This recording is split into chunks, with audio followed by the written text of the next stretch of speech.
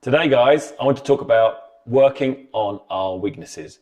One of the great things about CrossFit is that it's constantly varied training, but that gives us a lot of movements to master to get better at the sport. When I see people coming to Open Gym, I see lots of different ways of using that spare time, that extra time you're training to try and get better. And some of that time I think could be more efficiently spent. The most common thing I see done in Open Gym is some kind of epic workout with bags and bags of volume.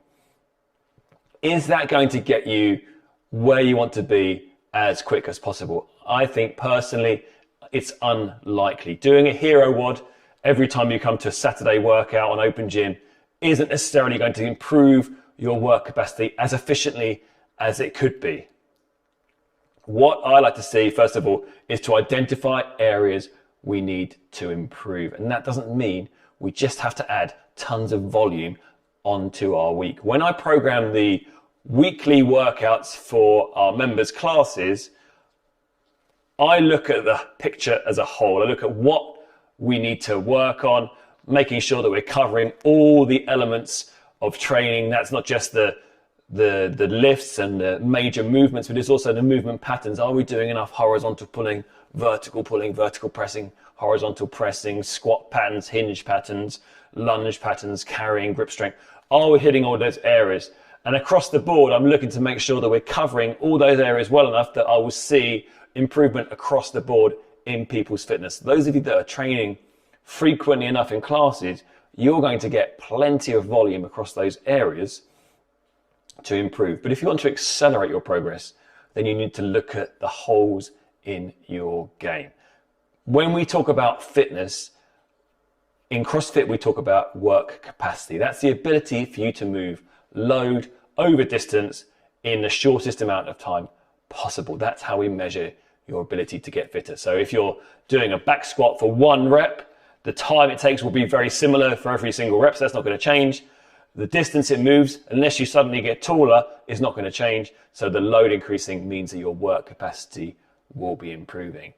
In other workouts, you might do the same load and move faster, and that will also show that your work capacity is improved. And if you're moving over a greater distance on maybe like a AMRAP, then again, you're going to show an improvement in work capacity, and we want to see that. So when we're looking to add extra training into our weekly schedule, we want to be efficient. We want to triage our faults and look at what's the best way for me to get fitter and what's the quickest way. So we have to identify where we are slipping up. And we can do that by using our data we have on Sugar WOD. It's a really good tool to look at. And you can get a general picture on there where you're lacking. If you've looked at some of my previous blogs, you'll see I've done a blog many years ago now, probably 3 years ago or so, about what you should be lifting. And that's a very rough Excel spreadsheet that will tell you pretty much based on your deadlift numbers and your squat numbers where you should be as an average throughout the rest of your lifts. So if you see going through that list, you see that you're deadlifting a good number, you're squatting a good number, but your overhead squat is massively down, then we can identify that that is maybe an area that needs to improve. If, for example, we're looking at our gymnastic side of things and we know that we've got really good push-ups and we can get a handstand press up, but we can't get a pull-up, then maybe we need to look at our pulling strength. We need to identify where we are missing elements in workout. So when we look at a workout, we think, okay, look at the RX of that workout. I'm pretty close to getting to RX on the weight for a power clean, but if it's an overhead squat, I'm miles away. Or I can do all of the weights in the workout at RX, but as soon as there's a gymnastic movement, I have to be scaling. We need to identify where those weaknesses are so we can hit it. Tomorrow, there was a discussion on the Facebook group about people not having double unders tomorrow. Well, that is an obvious hole in your game that you need to work on if you're looking to get better at CrossFit as a whole. Obviously, don't have double unders in your life to be as fit as you want to be. Maybe you never want to do double unders and you can ignore that. That's absolutely fine. But if we're looking at getting better at CrossFit as a whole, then, and double unders is definitely an area where some people have holes and they can't do a workout at double unders, then that is a key area to work on. So that's where you need to be targeting and hitting your weaknesses. But the problem is people love to do the stuff they are good at. It makes you feel good to do stuff well. When you get praise and you're near the top of the leaderboard, you're going to want to do that more and more and more. And that's just human nature. We gravitate towards the stuff we are good at, and we gravitate away from the stuff that we're not so good at, because that is harder, that is a bit more embarrassing than doing stuff that you're really, really good at. We need to go head on into that weakness and hit it hard, and not be afraid of having to take a hit to our ego by reducing the weight and embarrassing ourselves by working on stuff that we're going to look pretty bad at for a while. So we're going to need to identify weakness. Now, for myself, I do this on a regular basis. I did this on a very regular basis, but one of the things that obviously all of you know as a whole for me was double under, so I worked on that it took me much longer than it should take a normal person, but I got there in the end, but it took many hours of work. And now it's still not a strength. If it comes up in a workout, it's definitely still a weakness to me, so it needs more improvement, but it's not a major hole in my game. It's not going to stop me in my tracks. It just means that I won't finish high in that workout. So I still have to be working on it, and those of you that see me train know that I still do that as part of my training. Other areas I knew I was weak at was the gymnastic side of things. For me, I want to make sure that I can do all of the movements that I'm coaching. So muscle ups were a big weakness for me. I'm working on those, and I feel like I've got better at those, definitely on the rings, working on the bar side of things. That's quite, obviously I've been training a bit longer than most of you that are training, but they're my obvious weaknesses. But I'm going to go even simplify that even more and break it down into the areas that I think most people should be looking to work on, because you're going to get the biggest bang for your buck. Now, I'm not sure if you can see this on the video here, so I'm going to call out what we're doing, but I think there's really 4 main areas that we can look at, and then we've got some specific areas for some gymnastics movement down here. 4 main areas that we can look at improving that will give us the biggest bang for our buck. Number 1 on that list that we should be looking at improving, and we're going to have a little challenge this month on this, is the air squat, the body weight squat. This has a huge carryover into other movements. Okay, if we can improve the air squat, it's going to massively improve all of our Olympic lifts. So front squat, it's going to improve, and therefore that's going to translate into your clean. Overhead squat is going to improve, and that's going to translate into your snatch. And we're also going to get better at wall balls and thrusters, because if we are more upright when we are squatting down, then we're going to transfer that power to the barbell or the ball more efficiently than if we're rocking forward like this when we're squatting and we're standing up, having to recorrect and press from there. Much more efficient in the overhead squat, much more efficient in getting under the bar and the snatch and the clean. Going to make a huge difference in your CrossFit performance, your ability to do a basic body weight squat better. And I don't see many people doing squat therapy outside of class. Our challenge this month is going to be to get people in the bottom position of a squat on a daily basis. More on that at the end of the video. But yes, the air squat is a huge thing to improve upon. And before we do anything else, we want to make sure that our squat is good, because it also translates onto this next element that I think needs to improve, and that is the front rack position. So we're talking about the air squat. What about when we're getting the bar in this front rack position here? Well, that's going to translate to, obviously, our front squat. If we can't get the bar on that front rack position, and I know that there's a couple of people that can't do it due to some kind of injury, and that's absolutely fine. In that case, you just have to do what you can, and we can adapt the training for you. But if you haven't got an injury that is a skeletal position that prevents you from getting in there, you can definitely improve your front rack position. That's going to improve your front squat It's going to massively improve your ability to clean the bar and hugely improve your push press, push jerk as well. Really, really key area to improve. I've put in there thrusters as well, just because working on that front rack position generally gets people into a bit of better position with the ball. They won't let the ball drop down here if they're used to having a good front rack in there. And as a little side note, if you're doing lunging, having a better front rack, it's going to improve that as well. But for the Olympic list, for the clean and jerk, you have to have a good front rack position to transfer that power on there.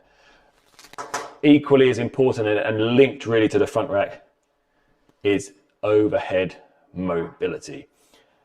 Overhead mobility is going to really, if you're lacking it, it's going to hinder all of these movements here. Overhead squat, be hugely hindered by the overhead mobility. But if your air squat is decent, you won't need as much overhead mobility.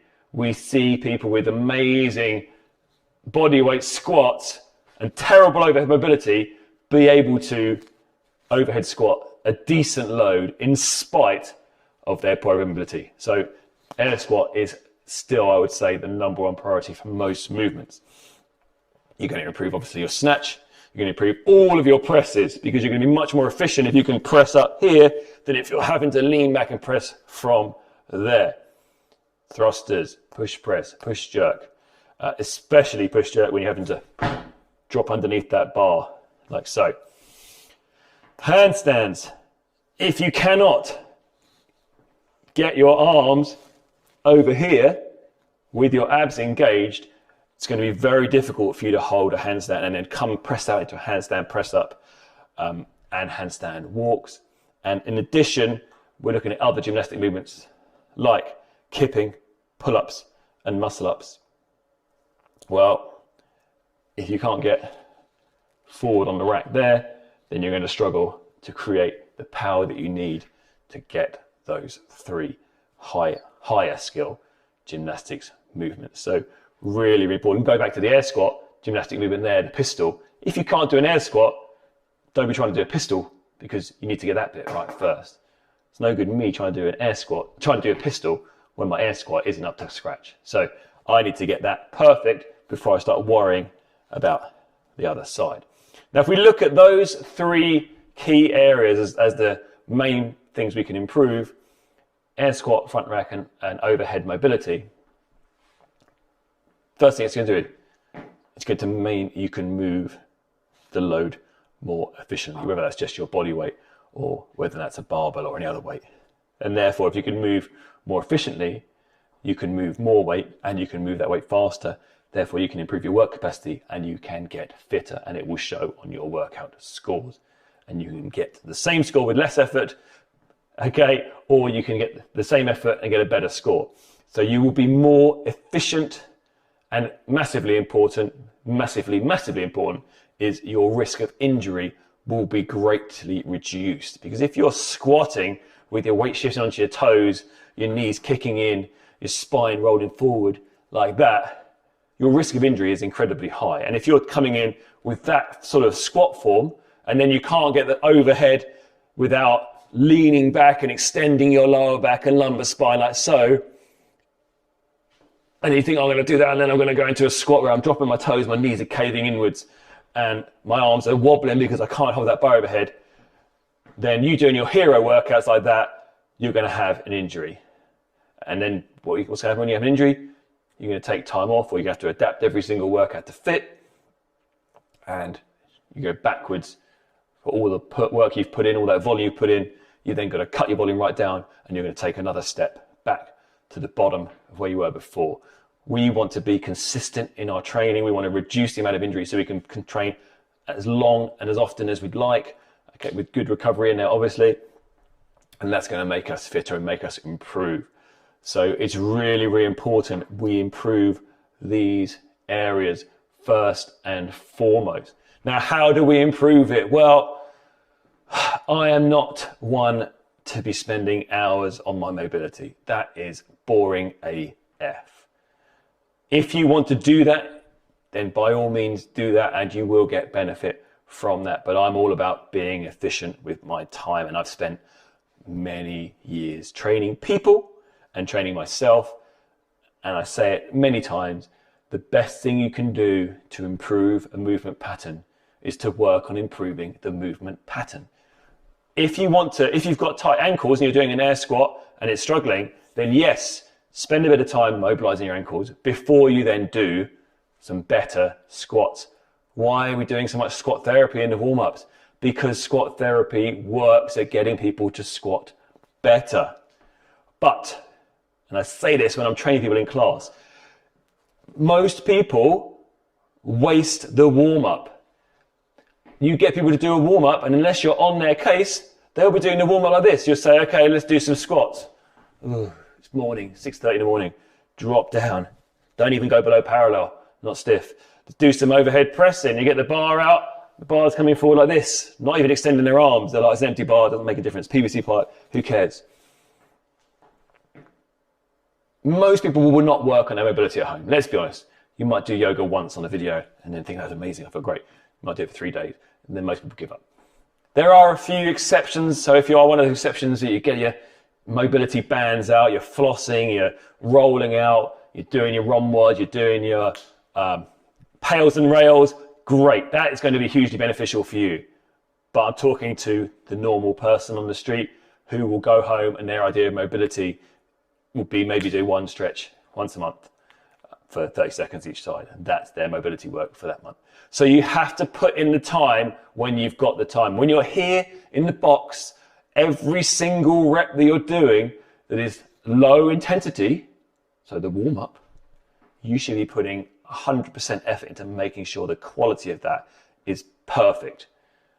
If you can make that small improvement in every session, you're doing that consistently over time, you will get better. Yes, you can accelerate that by adding in extra training, by doing stuff at home, but the minimum effective dose would be for you to work on quality movements in the warm-up.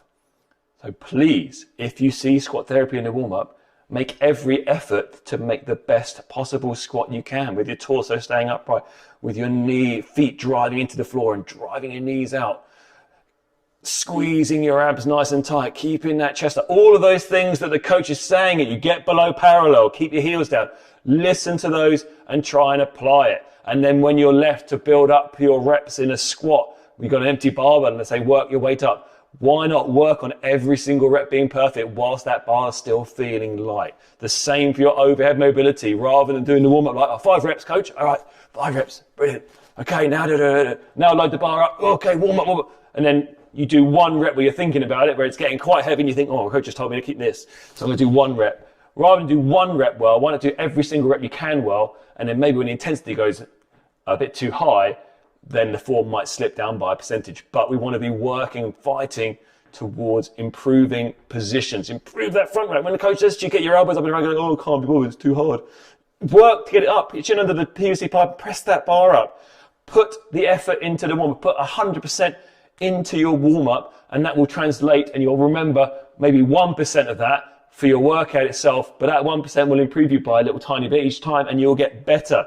So let's make sure we're putting the effort into our warm-up. I hate sloppy warm-ups, people that just go through the warm-up and I turn around and they finish the reps, and I haven't seen one of their reps because they've got 100 mile an hour and it looks like crap. So let's have some time and some diligence into making sure we're moving well when we have the opportunity to, because like I say, most of us are not going to work on it at home. Most people might spend more time watching videos on mobility on Facebook than we spend doing mobility at home. So let's put the time and effort into moving well. Okay, so let's establish that is the best way to improve, is to be diligent in what we're doing. And also, if you come into Open Gym, why not incorporate good movement patterns into your warm-up and also into your workout? The other thing I would say is that when you are training, by all means, in some workouts, be as competitive as you can be. But in other workouts, why not spend a little bit of time thinking, right, today, I'm going to just work on better form throughout. I'm going to make sure that every single rep is a rep, first of all. I mean, how many times do we see a workout where I see 50 no reps in a row? Okay. Make sure that every rep you have is a rep. That's the number one. Are you hitting the range of motion standards in there? And how are you working on those quality movements? Because we all get caught up in the leaderboard and we forget about quality. So let's make sure, and I'm guilty of that as well. So if you see me do a workout with crap form, please call me out on it. You'll see plenty, especially when you do bar facing the burpees. So that's a key area. So the three things: air squat, front rack, overhead mobility. Make sure we're hitting those and trying hard to get those right, because that's going to make us more efficient. The other thing we're looking at in terms of where is our time best spent. And I don't want to spend a lot of time on this because I talk about nutrition all the time, and we're going to have a nutrition challenge later. But if you have a weakness in any body weight movement, any body weight movement at all that's moving your weight, so that could be pull up, press up, toes to bar, handstand press up, dips, muscle ups, burpees, box jumps, rope climbs, air squat, pistol. I don't know if I said running, any of those movements, double unders as well. If any of those is a weakness, and all of those are a weakness, and you're not looking at your body composition, you are missing the easiest way to get better at all of those movements. So if you want to get pull-ups, chest ups, chest to bar pull-ups, pull-ups, and your body fat is high, okay, higher than we want it to be. So give you a rough idea, CrossFit Games athletes, the guys are somewhere below 10% and the girls are somewhere between 9 to 12 to 13%. If we're more than that, we can't be expecting to be as good at bodyweight movements as a CrossFit Games athlete. I'm not saying we need to be as low as that, but definitely it's much easier to lose 5 kilos in weight for most people than it is to gain 5 kilos in strength. It's quicker. All right. So we do have to look at our nutrition, and if we're lacking strength and we're not consuming enough protein and enough fuel in our diet and enough good fuel, then again, we need to look at our nutrition. And those of you that are doing mass volume workouts because you want to improve what you look like in your body composition, but yet you're not spending that time working on your food, you're much better going the other way. Rather than coming in for gym for an hour, spend an hour planning and prepping your snacks for the week, and that will give you a much better improvement in your work capacity, because we're looking at fitness, okay? Force times distance divided by time. I know we're reducing our load, but if we are lighter, we will move faster, okay? So we need to look at our body composition, and obviously that's going to hit a lot of health markers as well. It's going to make us healthier. It's going to make us live longer. It's going to make our joints feel better as well if you're suffering from joint pain. Another thing you need to look at. So I'm not going to go over that nutrition side of things, but if you have a goal and it's improving your gymnastic movements and your body fat is too high, please look at body composition, because that is the key. Now some little tips for you now for those people that are desiring some of the more high skill gymnastic movements. And we need to look how far away we are from certain movements. And I've talked in previous ones about pull-ups and muscle-ups and all those areas. So just going to go over this quickly, but what are the things people are looking to get better at? Well, first of all, pull-up is loads of people's goal, to be able to do a pull-up. We talked about body composition. That is number one. All right. Don't be trying to do a pull-up if your body weight is too high to do that pull-up. The taller you are, the leaner you need to be able to do a pull-up. It's easier for short people with short levers to do pull-ups. So we need to look at that first of all. But then what are we doing? We do loads of this stuff in class to improve, but what can you do? The basic things we need to look at are hollow holds, because we need that strong, tight midline, because then if we're tighter and stronger, it's much easier to pull up and over the bar. If you've ever picked up a human being, I've picked up normal human beings, drunk human beings, and I've picked up professional dancers, and I tell you what, those ones that are professional dancers are much easier to pick up because they're not wobbling around, they've got a stable midline, okay? Well, you're picking yourself up. If your midline's not stable, it's much harder to pull that. So we want to make sure that we're working on our midline stability. So hollow holds, holding that hollow position, that will translate into a lot of gymnastic movements as well, like handstands and toes to bar. So really, you should be working on those hollows. Bar hangs, grip strength is key. Carries as well, same, working on that grip strength. So anytime you're doing a carry, anytime you're doing a heavy deadlift, and anytime you're doing anything that's training your grip strength, you are working yourself towards a pull-up. So we can count that as part of our pull-up training. You could put alongside those bar hangs as well, scapular pull-ups, those movements where we're pulling our shoulder blades together, because that is activating those muscles, getting that shoulder active to help us to pull. So really, in the warm-up, when you hear scapular pull-up, don't just hang on the bar. I'm going to hang up here, let me bring up the camera, and just go. Yeah, that is not the scapular pull-up, that's just you flapping around. So think about my muscles in my middle and upper back. Drawing those shoulder blades together, holding a hollow position. Coming down, back up and down. Focus on quality in your warm-up. We're going back to that message as we did before. Other areas we can work on if you're in open gym, depending on how far away you are.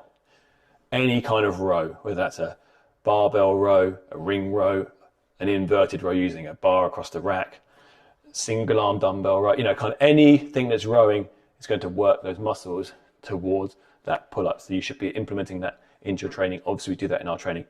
When you're doing any pull, like a clean or a snatch or a sumo deadlift high pull, they are all training similar muscles. So don't think, I haven't done pull-ups for a while, what are we doing to improve that? We are doing that, but you can add accessory work in there as well.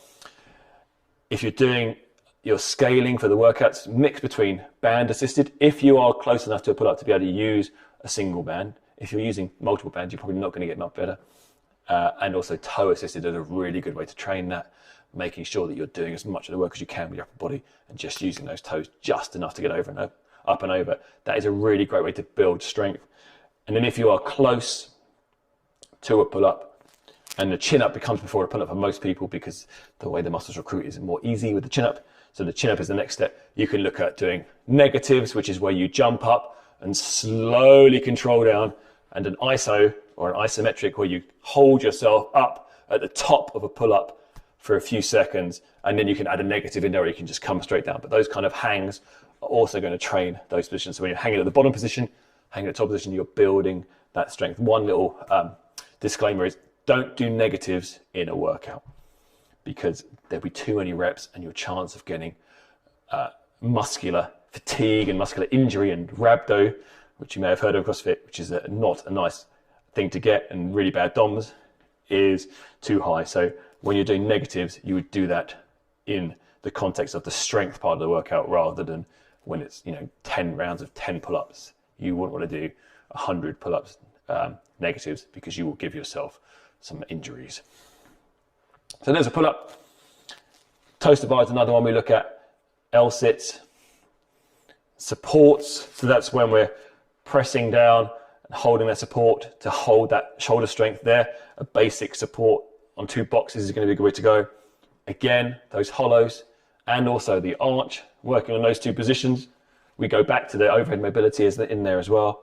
And just any time you've got a workout doing strict leg and knee raises, all of those are going to build you towards it. But I think a lot of times the big thing is being able to create that hollow with the press down. It's going to be really important for people. That's a lat strength thing. So the match you can drive back for that kipping toes to bar is really important, but we want to try and build the ability to do it strict as well. So it's that hip flexor and abdominal strength that's going to build that in. So we can do that. We can add in your workouts like that. So, and then for handstand press ups, those of you that want to do a handstand press up or just a handstand in general, first of all, we need to make sure we've got the strength to do that, so we can build overhead carries. You can do your box holds. You can do inchworm and a bear crawl is the basic start position. So really in your warm up, when we get an inchworm, don't just be sloppy on that. Focus on those high hips, those straight legs. Improving your inchworm, believe it or not, is also going to improve your ability to do a toes to bar, because what you're doing with an inchworm, you're bringing your hands close to your feet. So you're getting that range of motion there, and you're using these muscles here to pull those together. So again, think about the warm up, think about how that translates. There's a transfer across the different movements.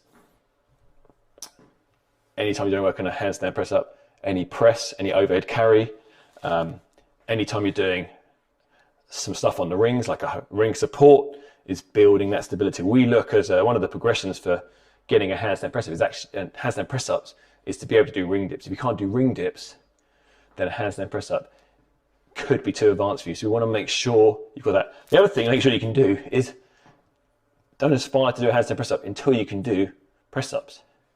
It's really important you can do good form press ups with your elbows coming down, chest coming to the floor, before you even think about going over there. I mean, the handstand press up is an incredibly advanced movement. So you need to make sure you can do the basics first. So build those progressions up. How many strict press ups? And I mean strict press ups. I don't mean press ups that we see sometimes in Murph. I mean good press ups can you do? Then you can move on to wall walks. You can move on to how long you can hold a handstand wall facing, kicking up to that.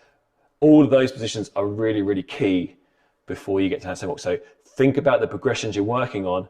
And that's the thing. If you feel like you're miles away, then break it down into the different movements and work your way up. So if you're miles away from a pull-up, get yourself a pendley row, which is the one where you go down to the floor and pull it from the floor.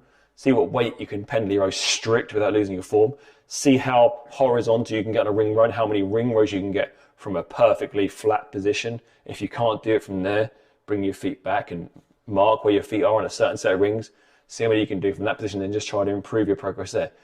The best way to sort of feel an improvement is to measure it. So by looking at how many reps you've got of a certain movement and then building up to that, you can see those steps to improvement. If you're just sort of hoping that one day you'll turn up to do a pull-up, it's a long jump from just being able to do a ring row to doing a pull-up. You need to build those layers in between. But you need to add those elements into your training. The simplest way, because we have to triage this, there's so many things to do. So we have to find out, okay, what is going to give you the biggest bang for your buck out of all of those things we want to improve. We do need to isolate certain areas. If you've got everything to improve upon, don't think I'm going to improve everything. Think, okay, what am I going to hit? What's going to get me the most bang for my buck today? So like for me, I'm working on the squat because I feel like that's a huge area for me, and I'm working on the bar muscle up. Two things I need to improve. I know that my Olympic lifts are all weak relative to my normal lifts, but that's not my priority because I know that until I get my squat better, I've got no right to even think about the Olympic lifts in there. Now for my bar muscle ups, my big thing is my ability to kip. So I'm working purely on that kip because again, although I can do bar muscle up, it's ugly. So I'm working on improving my kip and I'm working on my air squat, and the other thing I'm working on is my handstand hold because I want to get that so I can do handstand walks better. So there's my three things. And what I would do is I will put them into an EMOM. If you don't know what EMOM is, you haven't done CrossFit very long, it's every minute on the minute. And all I would do is very simply pick two movements to improve, do one on 1 minute and do one on the other minute. So I'll do two things that are complementary to each other, not going to be redundant. So I'm not going to do handstand press ups and handstand holds together or those sort of things because they're going to hurt each other. It's going to make it harder. So I'll maybe do on the first minute 5 squat therapy reps, and on the second minute I would do 5 kip swings for my bar muscle ups. And I might do that for 10 minutes. I might do 5 sets of each, alternating each minute. And then for the second EMOM, that'll give me 10 minutes first, and then I might do a second EMOM. I'll do something simple like a handstand hold, followed by, for me, I might do double unders as my other area of practice. I might do 30 seconds of double unders. And the great thing about mixing those two up is that when you're trying to rehearse something for a long period of time, it gets boring. Double unders especially is frustrating. If you give yourself only a set amount of time, then you're not going to get frustrated. It makes it a bit more enjoyable, and that's put those into those workouts. So I'll keep maybe 2 to 4 movements and I'll work on those in an EMOM style. I'll keep the workout short, and the key thing if you're working on improving your skills is to keep the intensity low because you need the quality to be the focus. But I really want to take some time, think about what is stopping you getting better at certain areas of CrossFit and identify those and think, okay, I'm going to put some time into that and fit that into your schedule. Now, what we're going to do as a challenge for the next 30 days, and I'll announce that more formally in a post, is we're going to do the squat challenge, and that's going to be accumulating 5 minutes at the bottom of a squat every day, and we're looking to improve that. But I'm going to put that in a separate post for everyone because I feel like I need to demonstrate that a little bit more with you guys. But for now, we need to go back, go to the drawing board, think about areas you can improve to get more efficient at your CrossFit, and that's going to get you fitter, it's going to get you better results, and it's going to get you with a lower risk of injury. All right, hope you found that useful, guys. I really want to see everyone getting better. I want to see everyone spending their time in the gym efficiently and not just coming in and dumping tons of volume, getting injured, and then going away for 2 weeks and I won't see them. So let's make sure we're doing stuff right, make sure we're getting fitter. And if you've got any questions, please put them in the comments or drop me an email, jeremy@crossfitchildren.com, and I'll be happy to answer them. Thanks.